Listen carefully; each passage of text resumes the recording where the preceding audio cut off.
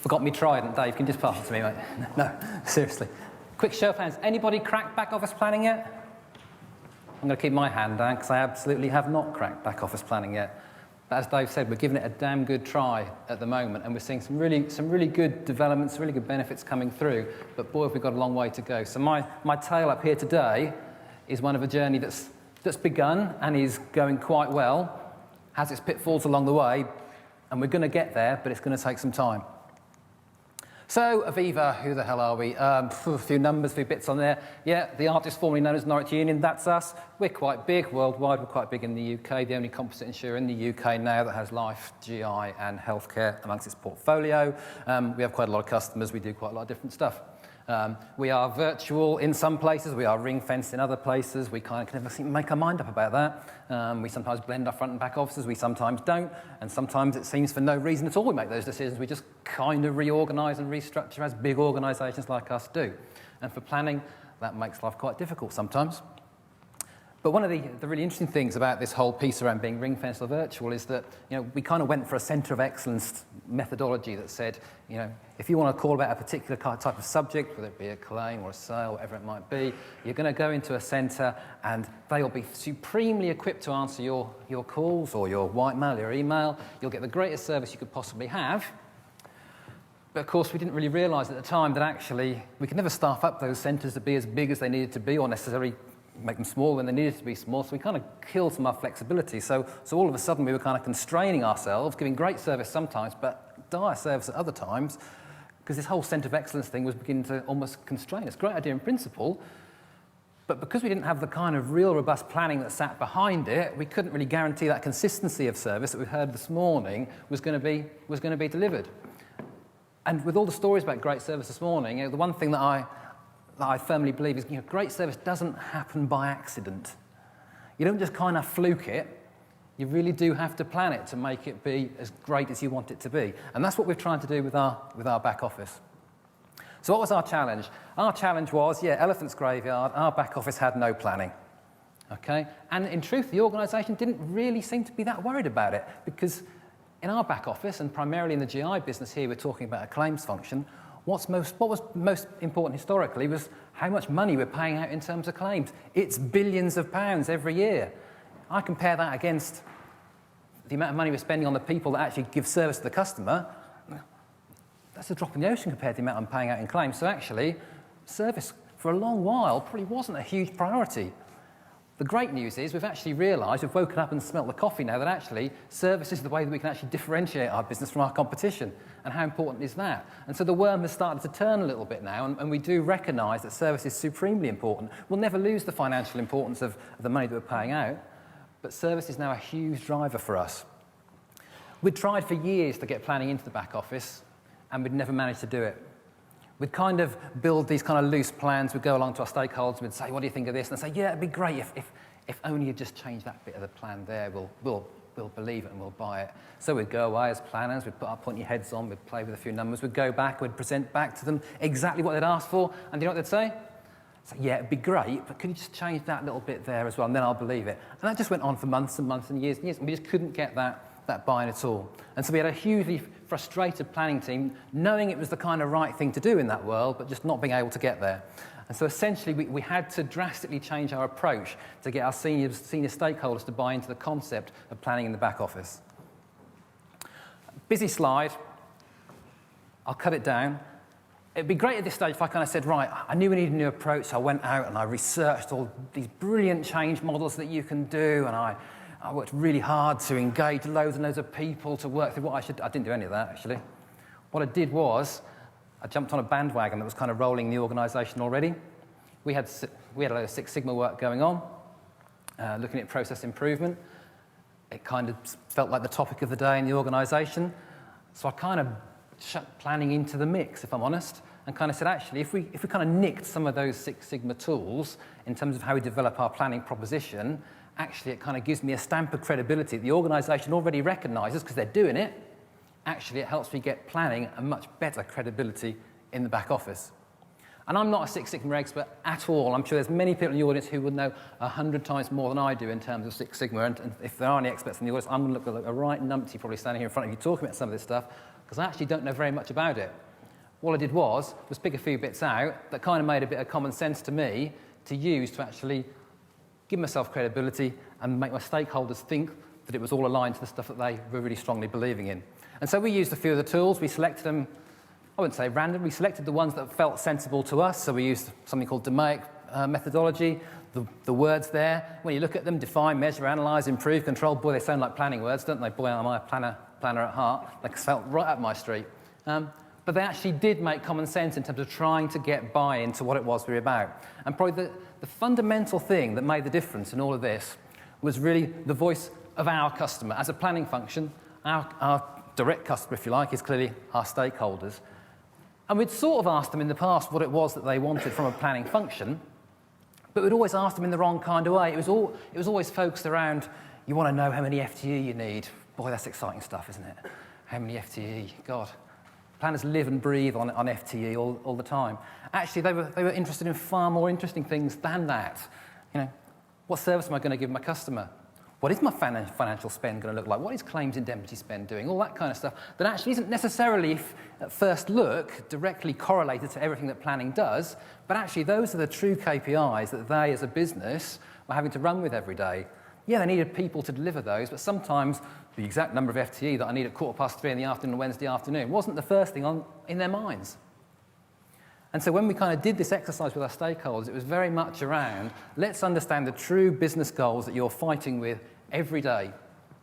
Because that's what I, as a planner, have to align everything that I do, and every output that I have from my plans has to align to your true business goals. And yeah, I'm going to talk about FTE at some point in this, but actually let's align to your true KPIs.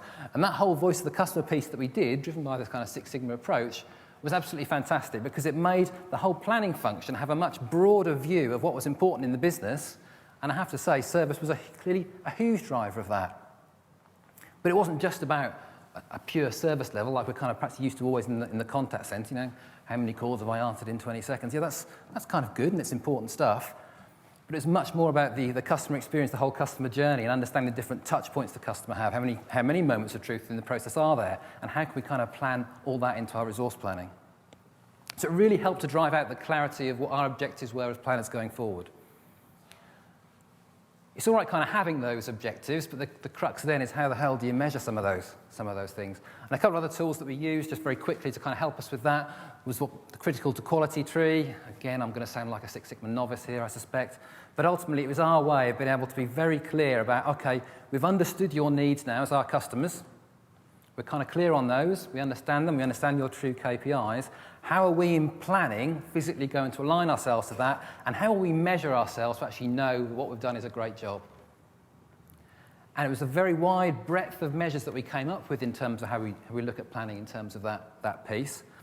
And it lives and breathes. It has to live and breathe. This is kind of the one method we use on a day-to-day basis. Even now, when we're kind of embedded this planning in some parts of our business, we go back to that over and over again, sometimes because we're under challenge, and we kind of want to say, well, that's actually what you said you wanted.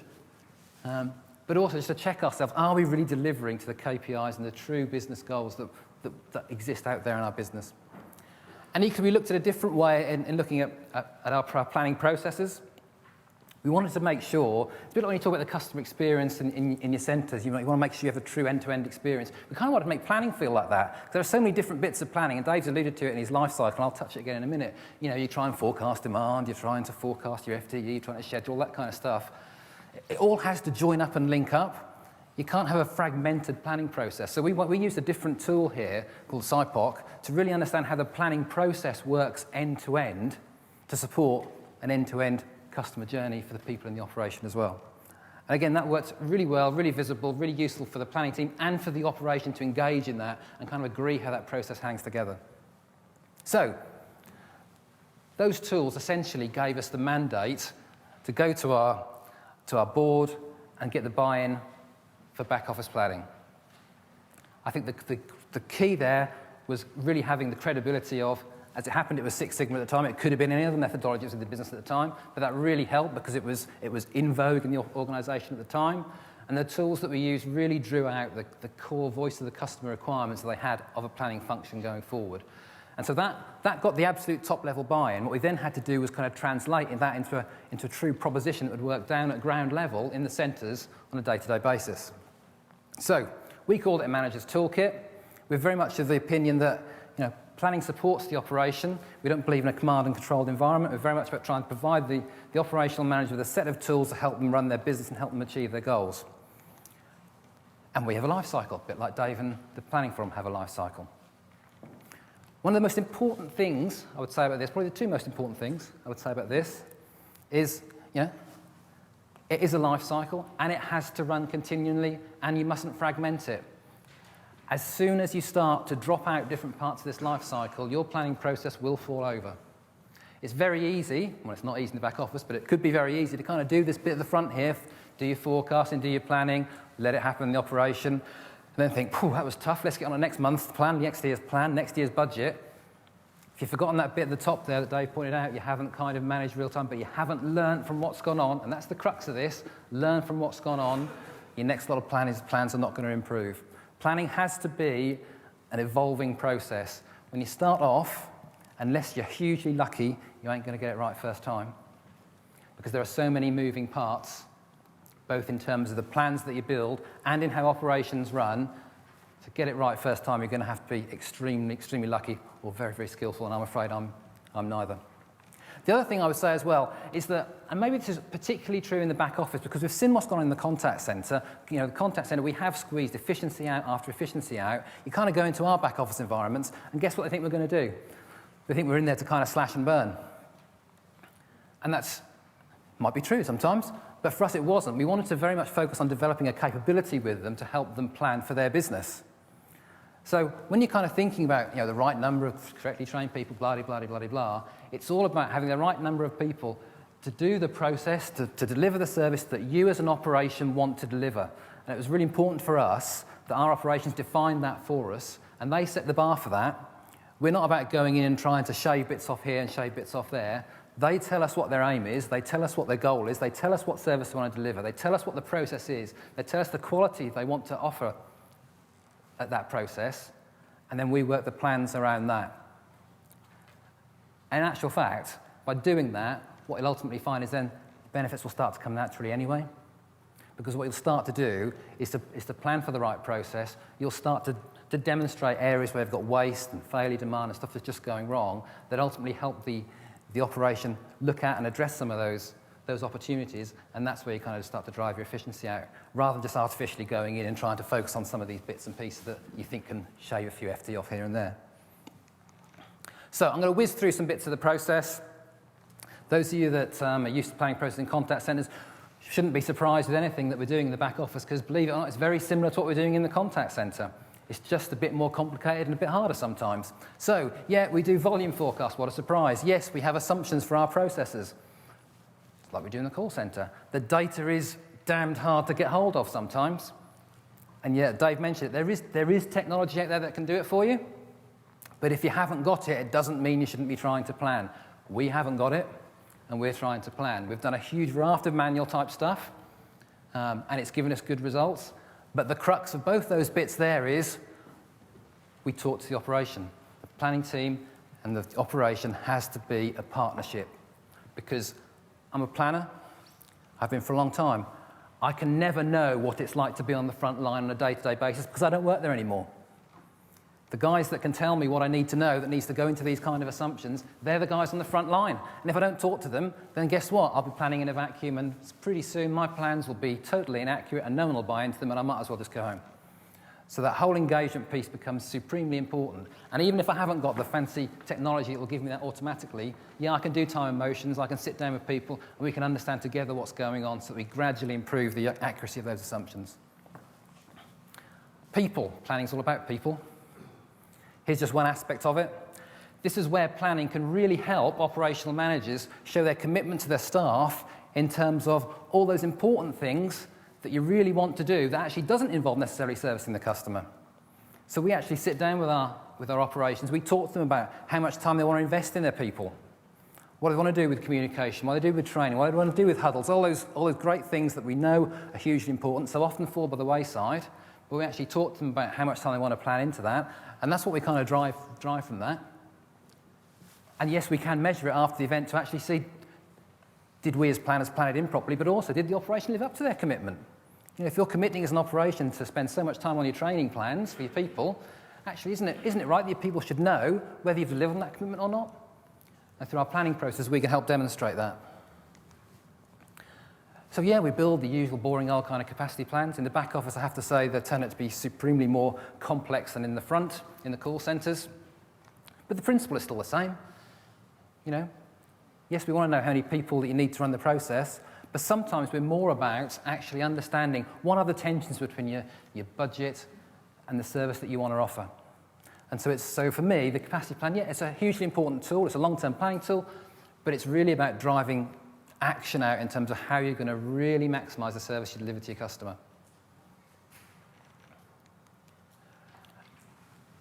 And we govern it. We talk all the time.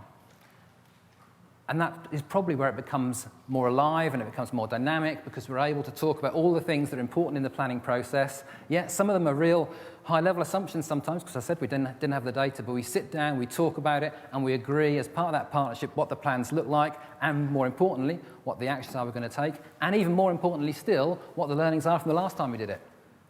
And so the cycle turns and turns and turns. And that momentum of improving that planning is really driven through having that right level of conversation with the right stakeholders in the room. You know, and the right stakeholders in the room can vary from very senior people to actually people right on the front line, because as I said before, they know what's going on. They can really tell you the crux of the issues. Scheduling, short-term planning, real interesting one in the back office. I don't think there's a one-size-fits-all proposition for planning and scheduling in the back office in terms of short-term planning. I think it depends on the nature of the work that people carry out. To a degree, it might depend on the robustness of some of the data you can get. I've got, at the minute I'm actively planning in BAU 3 different back office type environments, and I've got 3 different types of short-term planning methodology going on across the board, because it's right to try and bespoke it to the level that you need to.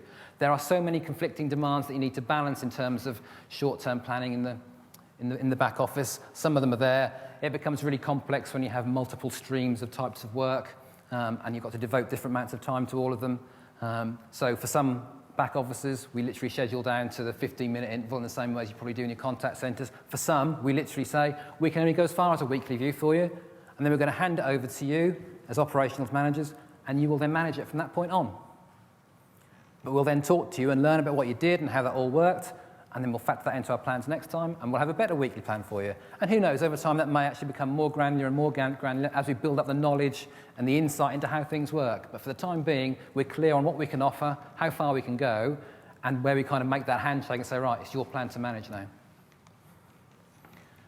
And again, real-time management, yeah, it's important in the back office. I think it's slightly different. The same sort of tools are there, same sort of stuff. What I would say is, and Dave called it elephant's graveyard. He's obviously been to our back offices. If we try to do the same stuff in our back offices as we do in our contact centres, or have done in our contact centres for the last X number of years, the back office guys would probably curl up and die. Culturally, they are not ready for some of that real, if you like, more hard-nosed performance management that we've traditionally done in the contact centre. But we're kind of gradually evolving them to understand a lot of this data and a lot of those kind of performance principles so that they can start to look at that way of managing. I'm not convinced we'll ever get quite as far as some contact centres have done, but we still use the same sort of measures and we still want to drive the same sort of learning out. And that's the crux for me. The whole piece around real time and the retrospective MI is all about learning to feed that planning cycle. And yes, we have seen some benefits. Some of them are up there. We didn't go in with the intention of driving out a huge raft of benefit first up. Like I said, it was about delivering a back office planning capability that ultimately would just in itself generate benefit from us. So we've seen staff utilisation rates jump, we've seen schedule adherence jump, that's probably not surprising. We've seen complaints come down, we've seen engagement scores improve. So we've seen a raft of improvements across the piece. Probably the most encouraging thing of all for me is that actually the feedback that we get from our back office centres now is that when we first went in, they thought we were the devil's own spawn. But actually now they quite like it, because it actually sets the expectations for them as managers or for them as frontline handlers as to what a good day might look like, what a good week might look like, whereas in the past they were flying entirely blind. And so now sometimes, a bad week is a good week because it was the best they could damn well do that week. And that's what our plan showed them. And so that can be a hugely positive effect on the morale of the centres out there. So, remember we talked about Six Sigma? Just a quick thing to finish off from me. It's still alive for us in our BAU planning. The measures, the CTQ tree that I mentioned before, is alive and living. I use it all the time, just to reflect back on, are we still delivering what we need to deliver? Our governance framework, we've sort of covered it. We still talk to people an awful lot. We need that learning all the time. And some of the most valuable ones, I've touched on it before, are the sessions that we have with the frontline handlers, because that's where you get your real learning from. We continue to evolve the planning proposition. Like I said, we've got different ones sitting in different types of back office environments because that's what suits them and that's what they get the most value from. And we even played a bit with some of the Six Sigma reporting and data stuff. I don't understand this stuff. I have people that do this stuff for me. All the different ways you can present data has really helped us in some of the stuff that we've done, particularly around data capture, work measurement, all that kind of stuff, has really been, if you like, a bit of a Brucey bonus for us in terms of a planning function. So we're not there yet. We've done a lot. We've still got a long, long way to go. The opportunities feel almost endless to me still at the moment. But it is a long journey. The cultural journey is probably what makes it most difficult of all. It's bringing the people along with you, people who are not used to being measured and performance managed in that way. It's a real tough ask, and that's what's taking our time. So I think, Dave, you just wanted to finish off?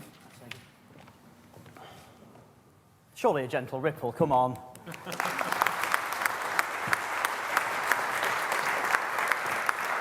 It's called a box plot. There you go. So, you've heard from Adrian, they're getting there. They've made some really good moves, and I think some key things there is like it's been a lot of engagement. Yeah, performance management isn't, it shouldn't be a dirty word really in back office. Performance management is about making it fair for people, for the customer, for the colleague, for the company. There's nothing worse than when people aren't performance managed, when Bill sees Bob and Bob's never there and Bill's working his backside off and he doesn't see that happening. It's a real kind of perpetuating circle, and back office is really starting to embrace the planning principles, and there's been a lot of change in back office, and I think it's if one thing the recession has done is to focus people into different areas instead of squeezing the contact centre constantly because we've got all this data. It's starting to focus on other parts of the business that need this planning principles in to get the performance up to where it should be, which is the only way it's going to help your customer experience, because it's no good having great contact centres if all your back office processes are broken. You don't know where everybody is, you don't know how many people you need. Adrian's slide said there, for the first time, they've actually been able to recruit against a capacity plan. Before that point, they was just told, you have 100 people, you managed last year, you'll manage again. Yeah, it was just putting sticking plasters over it. And the change has been so radical this year that for the first time, our overall planning innovation award winner was Scottish Power with their back office submission, where they basically replicated front office tools. They had electronic work baskets, pretty much like queues, so they could see the flow and how long these things take. Cross-skilling and work blending, so putting the front and back office together, putting that customer journey together, concentrated on first contact resolution. They didn't look at old metrics, and identified their planning team were pivotal to success. So if you want to know some companies are doing some excellent stuff out there, we hold Scottish Power up as a beacon at the moment. Okay, thank you. Thank you very much.